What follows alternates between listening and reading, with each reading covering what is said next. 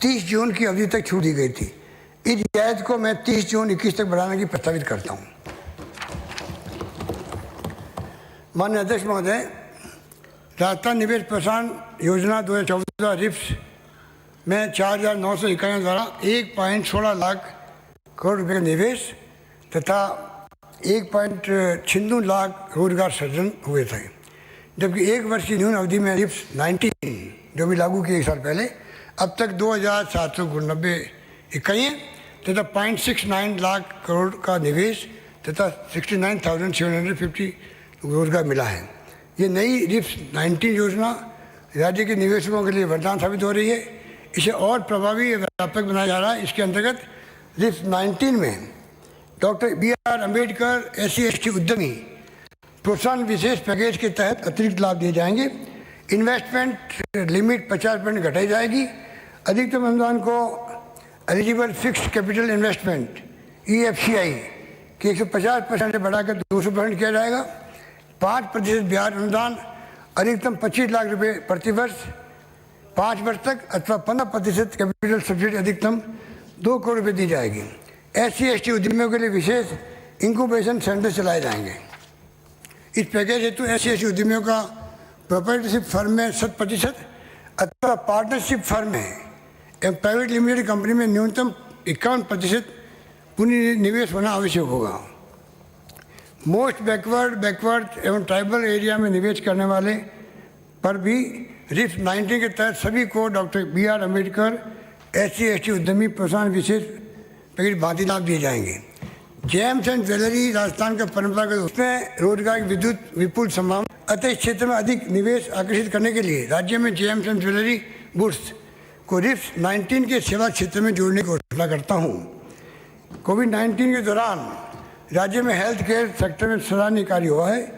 साथ ही वर्तमान वैश्विक परिवेश में हेल्थ केयर सेक्टर में निवेश के साथ साथ एक्टिव फार्मास्यूटिकल इंग्रेडिएंट्स API उद्योग लगने की भी संभावना है। अतः हेल्थ केयर सेक्टर एवं API को रिप्स 19 के थ्रस्ट एरिया में जोड़कर प्रोत्साहन दिया जाएगा।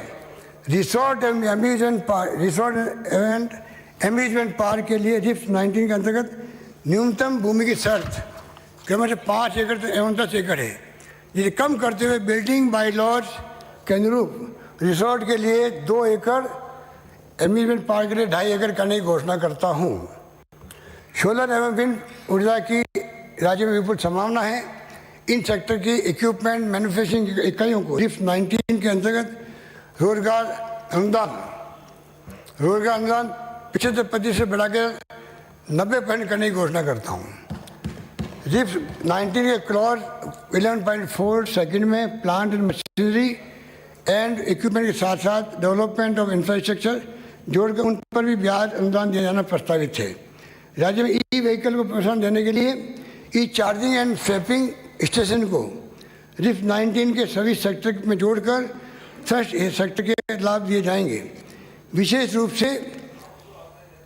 से ई-व्हीकल्स उत्पादन के लिए निवेश सीमा को 50 करोड़ से घटाकर 25 करोड़ रुपये किया जाएगा।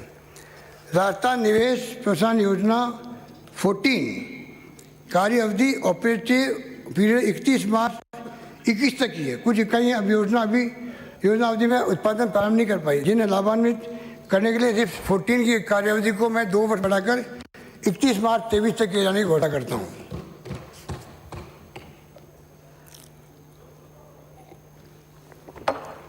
वाहन स्वामियों को राहत प्रदान करने के उद्देश्य से अध्यक्ष महोदय ट्रांसपोर्ट एमनेस्टी स्कीम 21 लागू किया जाना प्रस्तावित करता हूँ। इस योजना की अवधि 31 मार्च 21 तक रहेगी। इसमें मोटर वाहनों पर 31 जनवरी 21 तक के बकाया कर पर ब्याज शास्त्री को माफ़ किया जाएगा।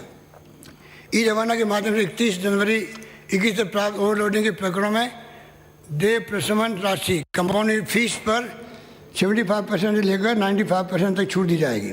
बकाया राशि जमा होने पर नष्ट हो चुके वाहनों का नाशन तिथि के बाद का कर ब्याज एवं शास्त्री माफ किया जाना प्रस्तावित है।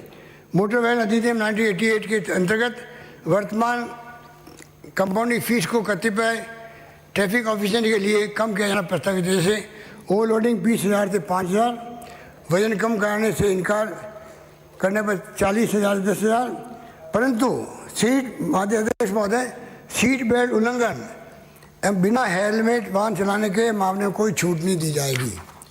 इस प्रकार कंपाउंडिंग फीस कम किए जाने का लाभ पूर्व में कार्यरत ट्रैफिक ऑफिसर के संबंध में भी प्राप्त होगा। स्टेट कैरियर के अन्य श्रेणी मार्गों के लिए देय मोटर व्हीकल टैक्स की दूरी आधारित 150 किलोमीटर, 300 किलोमीटर तथा 300 किलोमीटर से अधिक है। प्रतिदिन संचालित 3 श्रेणी इसे युक्ति संगत बनाने तथा ट्रांसपोर्टर्स को राहत देते हुए न्यूनतम 100 किलोमीटर के बाद 50 किलोमीटर के 8 समय बनाकर प्रोग्रेसिव मोटर व्हीकल टैक्स लगाया जाना प्रस्तावित करता हूँ। डंपर श्रेणी के वाहनों पर दे मोटर व्हीकल टैक्स को 1800 रुपये प्रति टन या उसके भाग के लिए अधिकतम 35,000 करोड़ रुपये वार्षिक प्रति वाहन निर्धारित किया जाना प्रस्तावित करता हूँ। 32 सीट से अधिक सीटों वाले ऑल राजस्थान संहिता परमिटधारी बसों के लिए दे मासिक मोटर व्हीकल टैक्स को 775 रुपये प्रति सीट प्रति माह घटाकर 700 रुपये अधिकतम 40,000 रुपये किया जाना प्रस्तावित करता हूँ। एक नई पहल करते हुए इसी श्रेणी की बसों के लिए संभागीय क्षेत्र के परमिट लेने पर मोटर व्हीकल टैक्स में 50% छूट भी देना प्रस्तावित करता हूँ। मैंने वर्ष 11-12 एवं 13-14 के बजट में ग्रामीण एवं अन्य श्रेणी के मार्गों पर नई पंजीकृत स्टेट कैरियर बसों को विशेष पथ कर में 100% छूट दी थी। इससे ग्रामीण क्षेत्रों में नई बसों का संचालन संभव हुआ एवं सुरक्षित परिवहन सुविधा उपलब्ध हुई थी। उसी के अनुरूप इस मार्गों पर नई बस का संचालन करने पर मैं फिर से मोटर व्हीकल टैक्स में 3 वर्ष तक 100% छूट दिए जाने का घोषणा करता हूँ। स्टेट कैरियर एवं कॉन्ट्रैक्ट कैरियर की नई पंजीकृत होने वाली बसों का परमिट प्राप्त करने के लिए पंजीयन तिथि से 15 दिवस तक मोटर व्हीकल टैक्स की देय राशि से पूर्ण छूट देना प्रस्तावित करता हूँ। वाहन का उपयोग नहीं करने से पंजीयन प्रमाण पत्र आरजी सरेंडर करने की न्यूनतम अवधि स्टेट कैरियर के अलावा अन्य वाहनों हेतु 1 कैलेंडर माह है। इसे व्यावहारिक बनाते हुए 30 दिवस किया जाएगा। सभी श्रेणियों के वाहनों की आरसी सरेंडर करने की अधिकतम अवधि 90 दिन निर्धारित की जाएगी। कोविड-19 के कारण बसें संचालित नहीं होने से टूर ऑपरेटरों को हानि हुई है। अतः Indian association of tour operators आर्टा और Rajasthan association of tour operators रेटो से मान्यता प्राप्त टूर ऑपरेटर्स द्वारा संचालित वातानुकूलित लग्जरी बसों को 1 जुलाई 20 से 30 जून 21 तक मंथली मोटर व्हीकल टैक्स से पूर्ण छूट देने की घोषणा करता हूँ। सड़क सुरक्षा राज्य सरकार की प्राथमिकता है। वाहनों की ओवरलोडिंग से जनहानि के साथ वायु प्रदूषण भी होता है। इस पर प्रभावी नियंत्रण के लिए परिवहन विभाग के उड़न दस्तों फ्लाइंग स्क्वाड को पोर्टेबल वेइंग मशीन उपलब्ध कराई जाएगी। कोविड-19 से प्रभावित मध्यम वर्ग को राहत देने के लिए पुराने वाहनों के स्वामित्व हस्तांतरण पर देय अतिरिक्त कर एडिशनल वन टाइम टैक्स में शुद्ध दुपहिया वाहन कारों के लिए 31 मार्च 22 तक 50% छूट देने की घोषणा करता हूँ। मैंने 19-20 के बजट में इलेक्ट्रिक व्हीकल नीति लाने की घोषणा की थी। राज्य सरकार सभी प्रकार के ई व्हीकल के संचालन को प्रोत्साहन देने के लिए प्रतिबद्ध है। इसके लिए 31 मार्च 22 तक इन वाहनों के क्रेताओं को जीएसटी का पुनर्भरण किया जाएगा। ई व्हीकल द्वारा राज्य में मोटर व्हीकल टैक्स से मुक्त है। इन वाहनों की खरीद को प्रोत्साहन देने हेतु अलग अलग श्रेणी अनुसार एक मुफ्त अनुदान देने की घोषणा करता हूँ। 2 व्हीलर्स बैटरी क्षमता अनुसार 5,000 से 10,000 रुपये प्रति वहन, 3 व्हीलर्स बैटरी क्षमता अनुसार